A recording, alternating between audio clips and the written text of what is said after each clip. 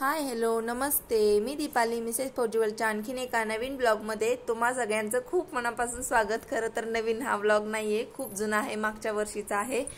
मागच्या उन्हाळ्यामध्ये आम्ही सुट्टीला गेलो होतो तेव्हाच आहे, पण हा पेंडिंगच होत गेला आणि त्याच्यानंतर मग लेट झाल्यामुळे मग अपलोडच केला नव्हता, असाच गॅलरीमध्ये होता। तर आज म्हणलं आज अपलोड करूया, असाच किती दिवस ठेवणार ना, त्यामुळे सो मग आजच्या व्लॉगला तर सुरुवात झालेलीच आहे। आज आदिराजला झाले होते 6 महिने कंप्लीट, तर 6 मंथचा फोटोशूट आम्ही केलं होतं अगदी साध्या पद्धतीने। तुम्ही सुरुवातीला बघितलं तसं साधे सिंपल आम्ही फक्त खेळणी वगैरे ठेवून फोटो काढले होते। आणि त्याच्यानंतर आमच्या दारात मोठं आंब्याचं झाड आहे, तिथे त्या झाडाचे आंबे उतरायचं चाललं होतं आणि गौरू पण आलेला, म्हणजे माझा भाऊ।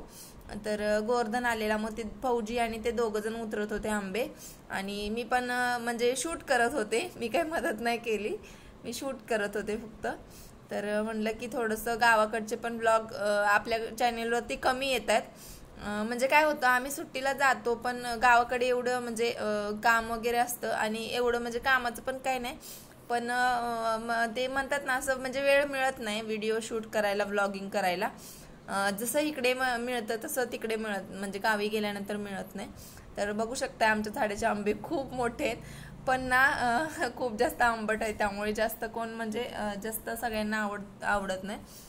सो तर आता आंबे उतरायचे चालले, तर तुम्ही बघू शकता आमच्या आजी आलेले आहेत। तर त्यांना जाऊन जवळजवळ 7 महिने होत आलेत आता, पण तेव्हा म्हणजे मागच्या वर्षी जेव्हा आम्ही सुट्टीला गेलो होतो ना, तेव्हा त्या व्यवस्थित होत्या, म्हणजे फिरत होत्या, सगळं त्यांचं जेवण खाणं व्यवस्थित सगळं त्या करत होत्या आणि त्या असं म्हणजे घरात बसायच्याच नाहीत, इकडून तिकडे असं म्हणजे फिरत असायच्या आणि त्या अंगणातच बसलेल्या असायच्या।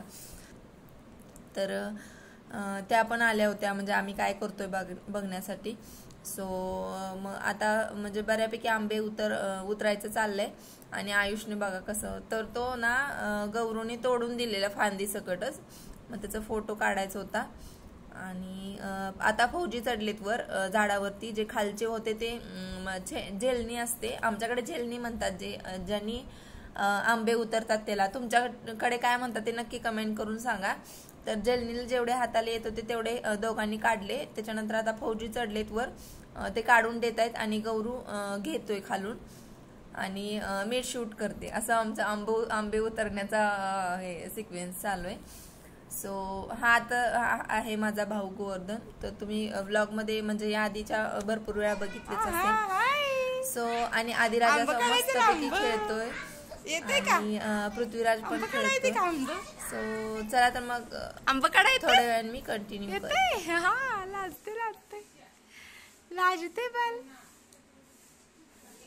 पिल्ले दोघो आधी